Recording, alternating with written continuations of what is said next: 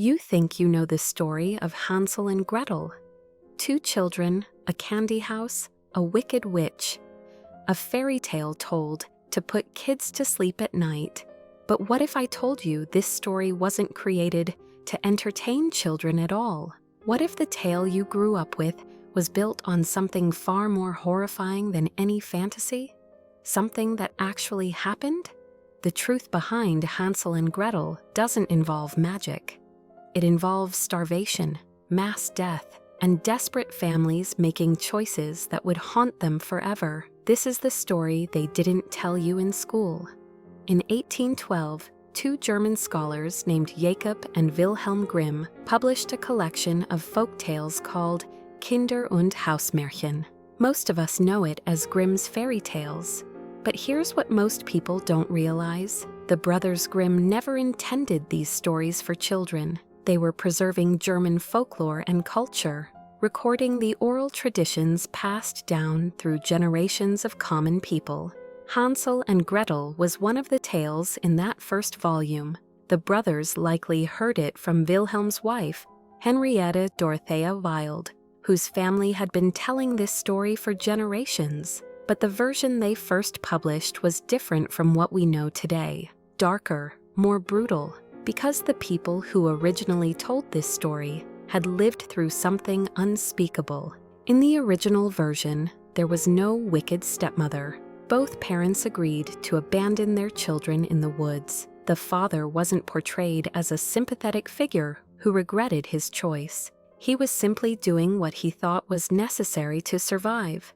And there was no magical duck to ferry the children across the water at the end. The story was stripped down to its brutal core. Parents abandoning their children to certain death because they couldn't feed them. But even this version was a sanitized retelling of something real, because by the time the Grimms collected it, this story had been circulating through European folklore for nearly 500 years. And its origins trace back to one of the darkest periods in European history. The spring of 1315 began with rain, not the usual spring showers that farmers expected and welcomed, but torrential, unrelenting rain that turned fields into lakes and roads into rivers. It rained through the spring. It rained through the summer. The temperature stayed cold, almost wintry, when it should have been warm. Across northern Europe, from the British Isles to Poland, from Scandinavia down to the Alps, the rain continued, and the crops rotted in the ground. This wasn't just bad weather. This was the beginning of the Great Famine, one of the worst catastrophes in European history. For 3 years, from 1315 to 1317, the rain barely stopped. The grain couldn't ripen. The hay couldn't dry. Without hay, the livestock starved. Without grain, the people starved, and the nightmare that followed would be remembered for centuries. Before this famine, Europe had experienced what historians call the medieval warm period. For hundreds of years, the weather had been relatively mild, crops grew well, and the population exploded. England's population had grown from 1.4 million to 5 million people. France had swelled from 6.2 million to 17.6 million. But this growth meant that by 1315, Europe was packed with people, and the food supply had no margin for error. Then came the Little Ice Age. A period of global cooling brought frigid temperatures and endless rain to northern Europe. The timing couldn't have been worse. The population was at its peak. Farming methods were primitive, and there was no safety net. When the crops failed in 1315, there were no emergency stores large enough to feed everyone. The price of wheat in some areas increased by 320% in a single year. Imagine what that meant on the ground level. A peasant family that had managed to buy bread last month could no longer afford even a single loaf. The nobles and wealthy had stored some emergency grain for themselves, but even those reserves ran out quickly. When they did have grain to sell, they charged prices that put food completely out of reach for common people. The fields became impossible to work. The ground was so waterlogged that plows couldn't break the soil. Farmers tried anyway, struggling through mud that came up to their knees. But it was futile. Seeds that did get planted simply rotted before they could germinate. The harvest of 1315 was catastrophically small. In normal years, farmers expected to harvest about 7 grains for every one they planted. In 1315, they got 1 grain for every 2 planted. They would have been better off not planting at all, but they didn't know the rain would continue. Yorkshire and Nottingham in England experienced severe flooding. Roads became impassable. Trade stopped. Even if some regions had surplus food, there was no way to transport it to the areas that needed it most. Communities became isolated, trapped with their dwindling food supplies and no help coming. People ate everything they could find. They stripped bark from trees. They boiled grass and roots. They hunted every animal in the forests until there was nothing left to hunt. They slaughtered their work animals, the oxen and horses they needed for plowing, just to survive another week. They ate their seed grain, the precious stores they needed for next year's planting, because they were starving now. Salt became precious, not for flavor, but because it was essential for preserving meat. Without salt, any meat they had would spoil. But the process of making salt required dry conditions, and with the constant rain, salt production collapsed. Prices soared. The meat they managed to get couldn't be preserved. Everything rotted in the damp, and still the rain kept falling. The winter of 1315 to 1316 brought no relief. Spring came and farmers planted what little seed grain they had left, but the rain continued. The harvest of 1316 was even worse than the year before. People who had survived the first year on stored food, on slaughtered animals, on desperate foraging, now had nothing left. The weakest died first, the elderly, the very young, the already sick. But as the famine continued, even the strong began to fall.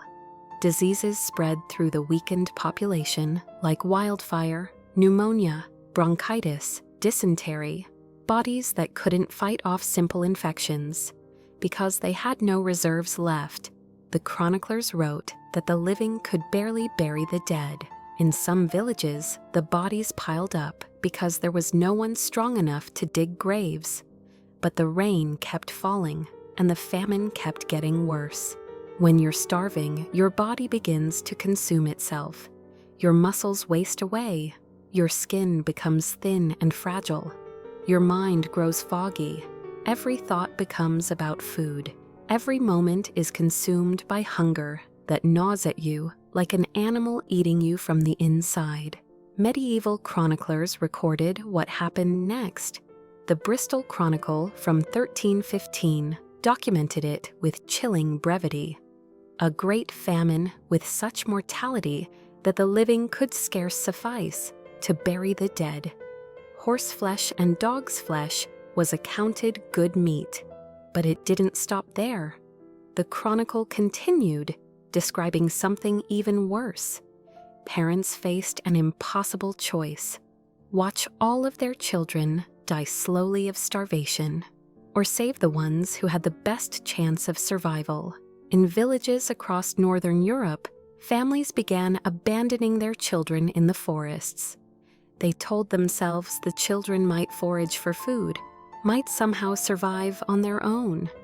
More likely, they knew the children would die, but at least they wouldn't have to watch. This wasn't rare. This wasn't isolated. Across an area covering 400,000 square miles, affecting 30 million people, child abandonment became common enough that everyone knew someone who had done it.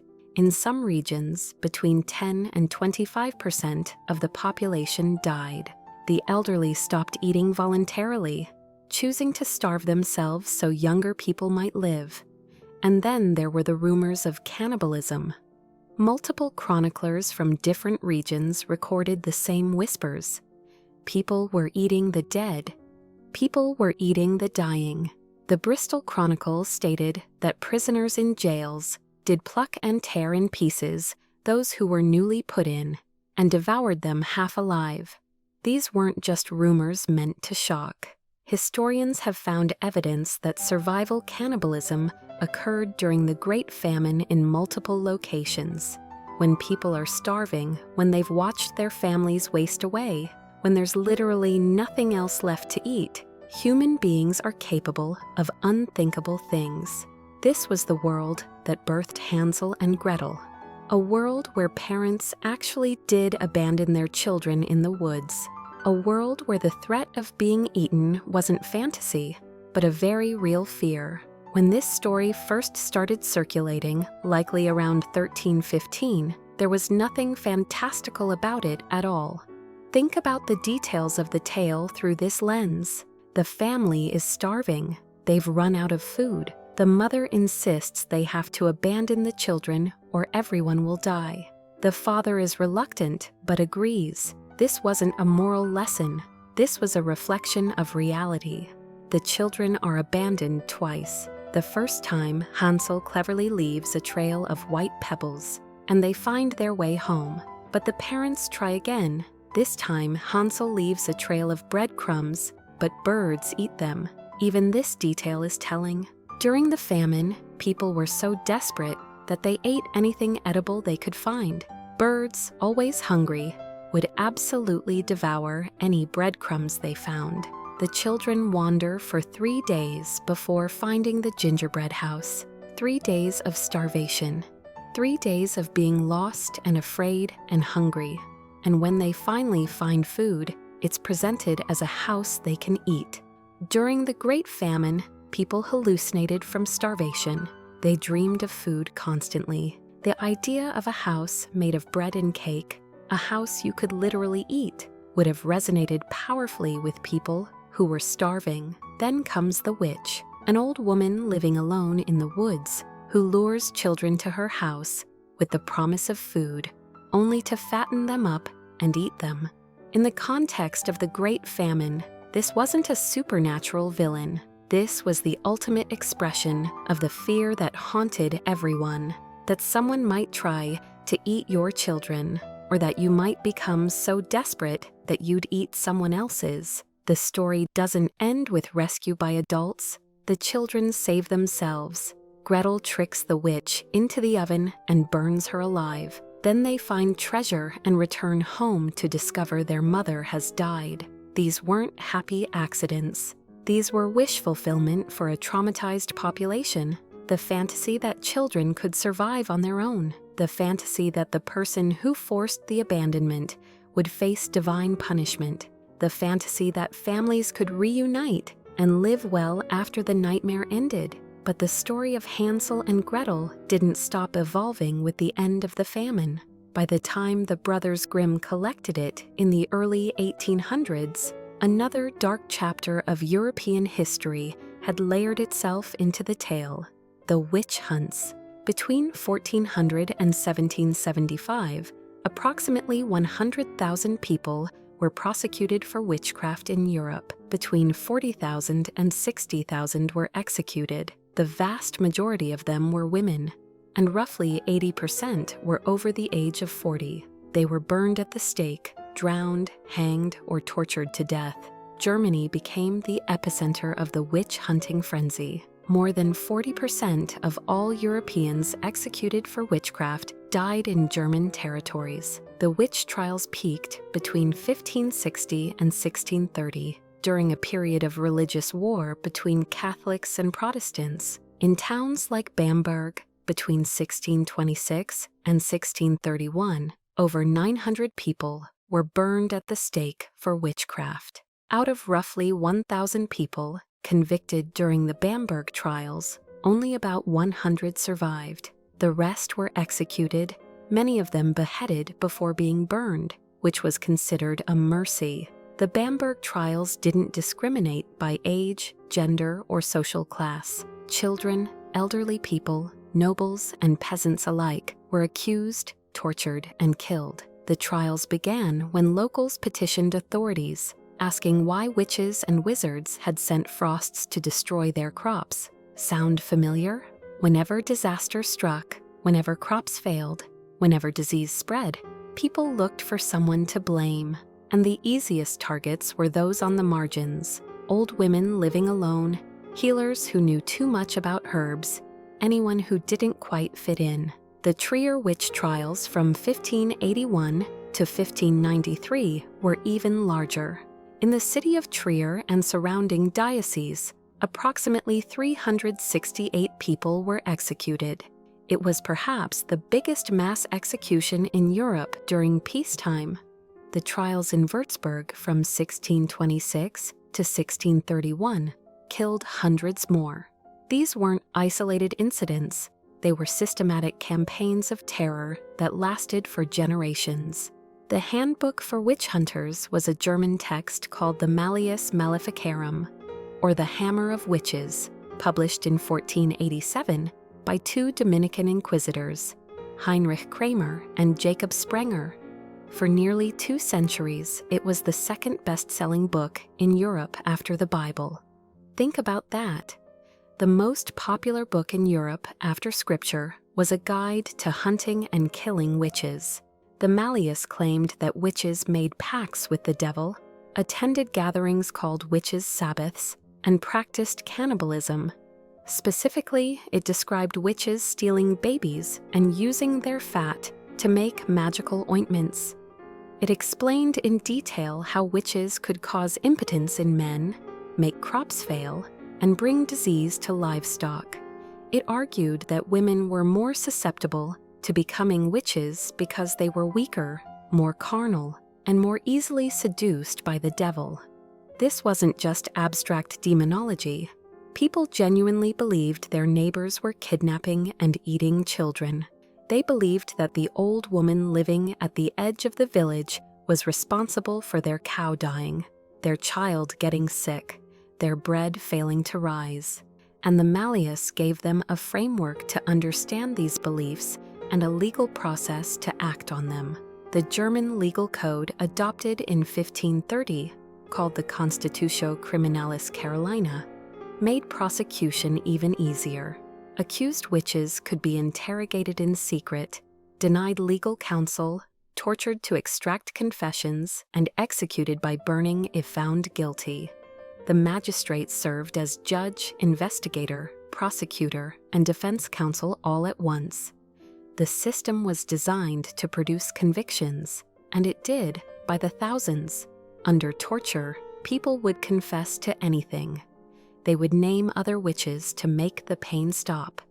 And those names would lead to more arrests, more torture, more confessions. The witch hunts fed on themselves, growing like a disease through communities. Neighbors accused neighbors. Family members turned on each other. Anyone could be next. The accused were subjected to horrific ordeals. Thumbscrews crushed fingers, the strapado dislocated shoulders, the rack stretched bodies until joints separated. Sleep deprivation, starvation, isolation. And always the questions: did you make a pact with the devil? Did you attend the Sabbath? Did you harm your neighbors with magic? Who else is a witch? Eventually, most people broke. They confessed to flying through the air, to meeting Satan, to casting curses and causing harm. They named others, often people they barely knew, just to make the torture stop. And those names became the next round of arrests. So when Hansel and Gretel entered the cultural consciousness, the image of the witch had already been defined by centuries of propaganda and terror. The witch who lives alone in the woods, who lures children with promises of food, who wants to fatten them up and eat them. This wasn't a character invented for the story. This was what people had been taught to believe about witches for generations. The story merged two traumas: the memory of the Great Famine, when child abandonment and starvation cannibalism actually occurred, and the paranoia of the witch hunts, when old women were routinely executed for imaginary crimes. The result was a tale that felt true, because it was built on the foundation of real horrors. Here's something fascinating. The Brothers Grimm themselves changed the story because parts of it became too disturbing for their era. In their first edition in 1812, both parents agreed to abandon the children.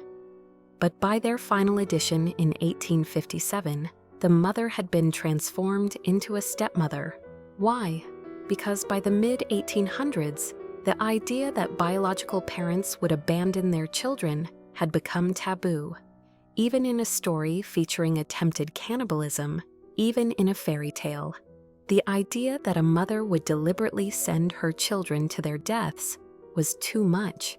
So they rewrote her as a stepmother, an outsider, someone who didn't have true maternal bonds to the children. The father was also rewritten to be more sympathetic. New dialogue was added, showing his reluctance and his grief. Lines like, "I do feel sorry for the poor children," were inserted to make him seem less culpable, more of a victim of his wife's cruelty, rather than an active participant in the decision. These changes reveal something important. As Europe moved further away from the Great Famine, as memories of mass starvation faded into history, the original context of the story became incomprehensible. Audiences could no longer imagine a world where loving parents would make such a choice. So the story was adjusted to fit a more comfortable narrative. But the core remained: the abandonment, the hunger, the witch who wants to eat children, the violence of Gretel burning the witch alive. These elements stayed because they were essential to the story's power. Strip away the original context, and Hansel and Gretel still functions as a dark fairy tale. But understanding where it came from makes it infinitely more disturbing. The Great Famine finally ended around 1322. The rains stopped, the crops grew again, the population slowly recovered, though it would take decades for some regions to return to their pre-famine numbers. And just a generation later, Europe would be devastated again by the Black Death, which killed between a third and half of the population. The stories that survived these catastrophes carried the trauma forward.